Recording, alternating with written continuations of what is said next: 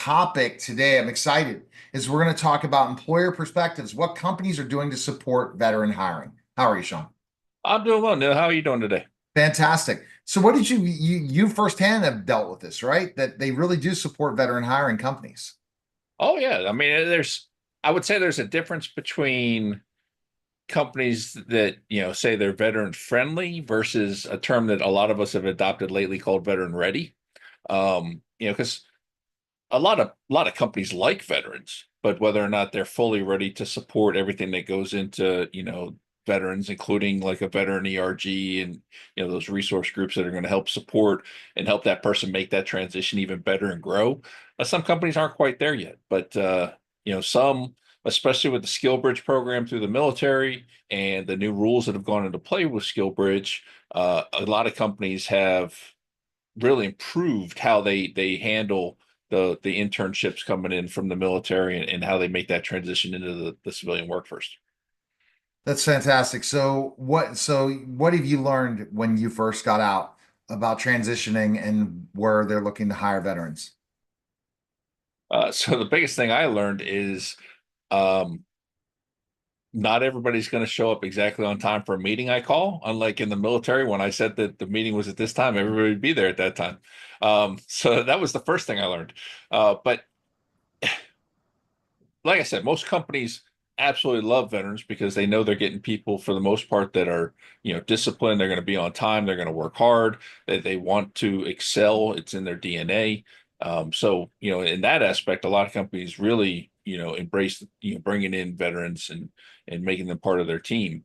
Um, like I said, some companies have a much more robust um, veteran program, if you will, embracing all different aspects. Because the ERGs, those readiness groups, they make a world of difference in all different aspects. And having one for veterans can really help them with that transition piece and really getting used to being in the civilian world and now the military, but also still give them that friendliness that they or that familiarness that they understand from the military, dealing with some people who, were veterans as well. I think that the important thing is to check companies and search, right? Look for companies that are supporting veterans and looking Oh, for yeah. veteran hires. Mhm. Oh yeah, and there's a lot of data out there, between people posting about companies they've done internships or worked for, good, bad, or indifferent.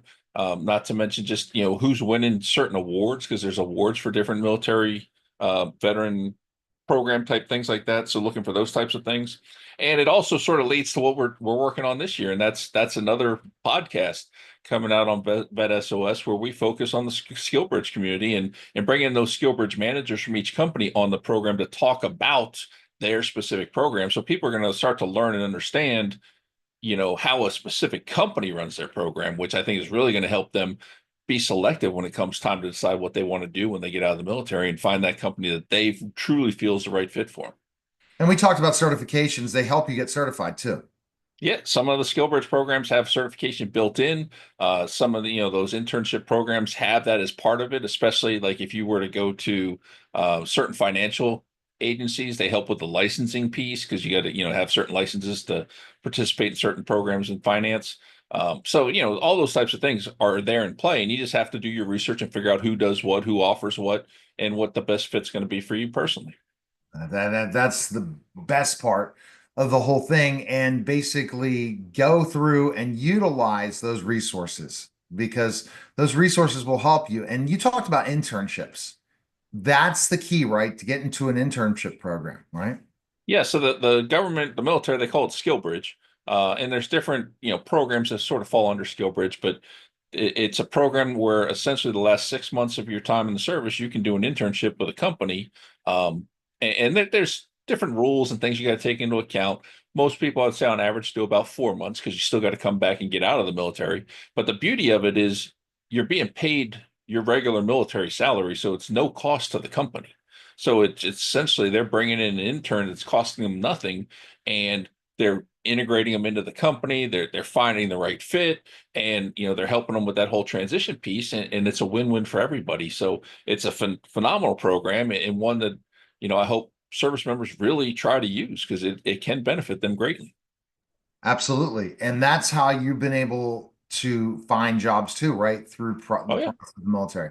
Yeah, It's I participated in the Hiring Our Heroes program, which is administered by the Chamber of Commerce and part of the whole SkillBridge thing. And so I was able to do a 4 month internship and find a great fit for myself. best place to go is BetSOSpodcast.com. You can find everything there and keep checking it out because we're adding new stuff. Seems like almost weekly these